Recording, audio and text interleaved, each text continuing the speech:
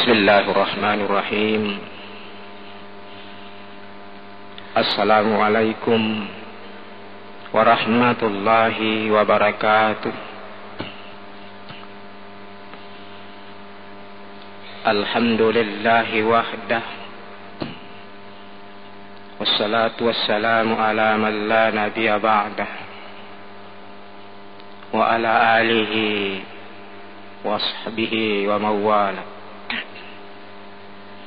Wa hasbunallahu wa ni'mal wakil, wa la hawla wa la quwwata illa billahil aliyyil azim.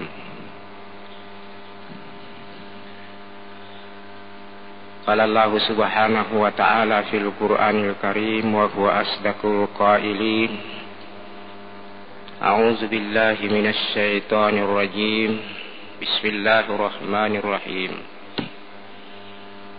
Walaqad sara'na li jahannama katsiran minal jinni wal insi lahum qulubun la yafqahuna biha wa lahum a'yunun la yubsiruna biha wa lahum azanun la yasma'una biha ulaika kal an'am bal ila akhir ayat. Alhamdulillah wa syukurillah, kaum muslimin muslimat jamaah subuh rahimakumullah. Kembali kita mensyukuri nikmat ini. Justru kita masih sempat memperoleh petunjuk, inayah dan taufik, sehingga kita melakukan salah satu di antara tugas kewajiban kita sebagai hambanya, yakni melaksanakan sholat subuh secara berjamaah. Kaum muslimin dan muslimat rahimakumullah,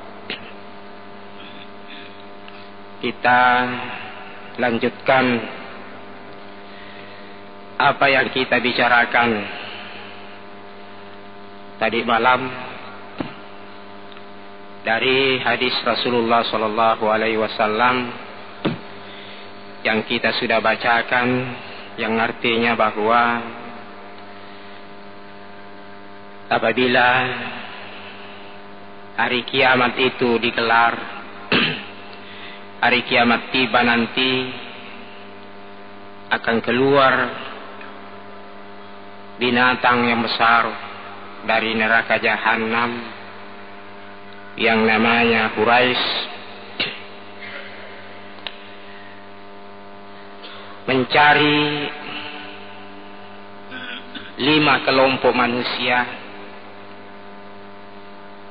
yang mencaji buronan dari Quraisy. Itu ada 5 yang tadi malam kita sudah singgung sebahagiannya. Sesuai daftar orang yang dicari oleh Quraisy itu, yang pertama adalah tarikus shalah, tahu iya tetangi sempajangi. Yang kedua, orang yang dicari oleh Quraisy itu adalah mani'uz zakat, orang yang enggan, tidak mau memberikan zakat.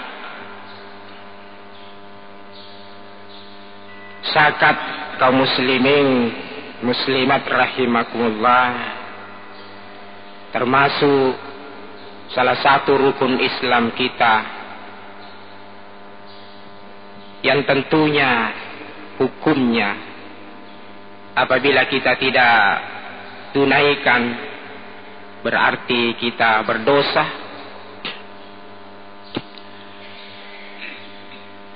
Oleh karena itu Rasulullah sallallahu alaihi wasallam men-stressing betapa pentingnya seorang muslim muslimat memperhatikan zakat itu, sehingga Nabi sallallahu alaihi wasallam napuadai kilalana salah sedin hadis yang artinya jagalah hartamu, ya. Addu zakata abdanikum. Bahkan saisana andai guru para ahli tasawuf itu, para sufi, bukan hanya zakat harta, tetapi yang paling penting pula diperhatikan oleh kita adalah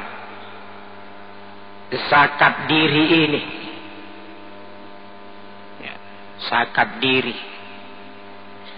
Termasuk ibu-ibu, bapak-bapak yang kami hormati, bulan Ramadan ini saatnya kita mengeluarkan zakat fitrah.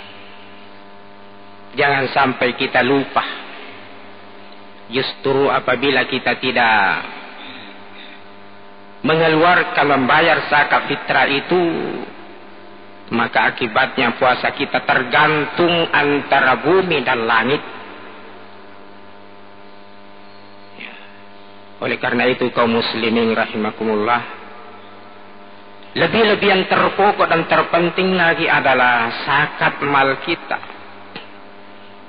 Apabila telah memenuhi syarat dan ketentuan. Oleh karenanya, maka dari Nabi sallallahu alaihi wasallam di sisi na ieu zakat mal man atahu Allahu malan wa lam yu'ti zakatahu masalah maluhu yaumal qiyamati sujaan li akrah. Niki tauri wereng warang parang di Allah Ta'ala. Nade napasui sekena masalah maluhu yaumal qiyamati sujaan. Papada padai mati warang paranna ulap baluh si mata pitui. Seperti ular besar yang selalu mematut, menggigit si punya harta itu apabila tidak dikeluarkan zakatnya. Oleh karenanya kaum muslimin dan muslimat rahimakumullah, patut menjadi renungan yang paling mendalam bagi kita agar harta yang diberikan oleh Allah kepada kita jangan lupa mengeluarkan zakatnya. Justru makin banyak harta yang kita miliki lantas kita enggan zakatinya, makin banyak ular-ular besar yang menggigit. Nauzubillah. Ini termasuk daftar orang yang dicari oleh Quraisy itu yang kedua. Namun perlu dipahami bahwa di samping betapa pentingnya harta benda yang kita miliki itu kita zakati, juga termasuk zakat fitrah ini. Termasuk pula Rasulullah bersabda, addu zakata afdalikum qaula la ilaha illallah. Pasiliner menasek na watak kalimu nasabak megai murampe-rampe kalimatu tauhid la ilaha illallah. Ini zakat kita. Kenapa? Justru kalimat tauhid itu adalah sentral daripada dan inti pokok hakikat daripada ajaran agama Islam kita. Makanya sangat afdal, sangat baik apabila kita memperbanyak tasbih, tahlil dan zikir. Apakah sesudah kita sholat, sebelum sholat, bahkan kapanpun zikir itu bisa kita lakukan. Dikunci oleh Rasulullah bahwa afdaluz zikri la ilaha illallah. Zikir yang afdal adalah la ilaha illallah. Semua nama-nama Allah yang 99 itu apabila kita sebut, termasuk zikir. Kaum muslimin rahimakumullah. Yang kedua, yang ketiga orang yang dicari oleh Quraisy adalah akul walidaini, orang yang durhaka terhadap kedua orang tuanya. Itu yang dicari. Sepertinya Quraisy itu berjalan di muka bumi ini setelah hari kiamat digelar itu, mencari kemana semua dan mengejar itu, mengejar buronan-buronannya itu. Mana mereka-mereka yang termasuk orang-orang yang durhaka terhadap kedua orang tuanya. Kita semua punya orang tua, kita punya bapak, kita punya ibu. Betapa jasa, betapa besarnya jasa kedua orang tua kita. Lantas ada orang yang berani-berani menantang dan mendurhakai keduanya. Pantas memang kalau neraka apabila ada orang yang mendurhakai kedua orang tuanya. Terutama sekali sang ibu yang kita cintai. Oleh mana kikoroh siampula kimonro koro nagondeng todo ifakindota todo ifajajiatta. 8 bulan, 9 bulan, 10 bulan kita di situ. Kemanapun ibu pergi, ke situ juga kita. Sangat sedih, sangat susah ibu kita ketika kita berada di dalam rahim. Narik komkai engka kirilanna farimananna indota engkai maceking ripallawanganna kuburu. Ibu-ibu, bapak-bapak yang kami hormati, oleh karena itu pantas kalau Nabi menjelaskan al-jannatu tahta aqdamil ummahat. Surga itu terletak di bawah telapak kaum ibu. Bahkan ibu-ibu dan bapak-bapak yang kami hormati, riona fungala ta'ala tergantung riona tu defajajatta. Galinna kung Allah Ta'ala tergantung rigalinna tu dipajajat ridallahu fi ridal walidaini. Ibu-ibu, bapak-bapak yang kami hormati, boleh mana itu isedde parimana. Makanya mumpung kita masih hidup, usahakan terutama sekali pada bulan ini kita bersihkan dosa kita kepada kedua orang tua. Sama saja ketika kita, ibu kita, bapak kita sudah tiada, tetap kita ada peluang untuk berbakti kepadanya.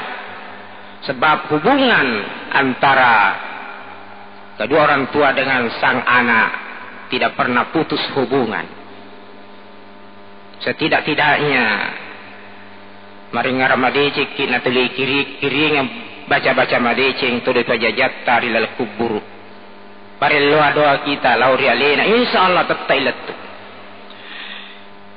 Yang keempat, kaum muslimin dan muslimah rahimakumullah, yang dicari oleh Quraisy itu adalah syaribul khamr. Toengkai farenung khamr. Senang meminum minuman keras sehingga mabuk. Ini juga daftar yang keempat yang dicari oleh Quraisy. Termasuk semua yang memabukkan, obat-obat terlarang, semua ini kita harus berupaya teristimewa generasi kita agar bisa selamat dari hal-hal seperti itu, karena sangat berbahaya akibatnya, baik di dunia ini lebih-lebih di akhirat kelak. Bukan hanya di akhirat menjadi daftar yang dicari oleh Quraisy, tetapi di dunia ini juga menjadi buronan dan dicari oleh para aparat. Siapa mereka-mereka yang senantiasa senang meminum, mengkonsumsi, ya, baik ia pemakai maupun penjual, pengedar, dicari. Tidak tenang itu, karena memang sangat membahayakan generasi kita apabila ditimpa kecanduan seperti itu. Yang terakhir, kaum muslimin rahimakumullah, yang dicari oleh Quraisy adalah al-mutakallimu fil masjidi bi kalami dunia. Mereka-mereka orang yang senangnya berbicara, berucap di dalam masjid bikalamid dunia, semata-mata karena omongan dunia. Bicara lino malulu rimasigi kadang yang begitu pada punga yolorun ada cerita-cerita di saliwa. Nanti kita tiba di masjid lalu kita cerita. Jadi semua pembicaraan yang keluar dari persoalan agama hanya khusus untuk semata-mata bicara lino materu. Yamanan nahe kelompok manusia seperti ini dicari nanti di hari kiamat oleh Quraisy. Mudah-mudahan kaum muslimin dan muslimah rahimakumullah, 5 kelompok manusia yang dicari oleh Quraisy ketika hari kiamat digelar ini, kita bisa lepas dan selamat dari mereka. Bulan suci Ramadan ini kesempatan kita untuk mempersiapkan segala-galanya untuk selamat dari kejaran dan pencarian Quraisy itu. Mungkin sampai di sinilah yang sempat kami sampaikan. Mudah-mudahan ada manfaatnya buat kami dan kita semuanya. Akhirnya kita selamat dunia akhirat. Wabillahi taufiq wal hidayah. Wassalamualaikum warahmatullahi wabarakatuh.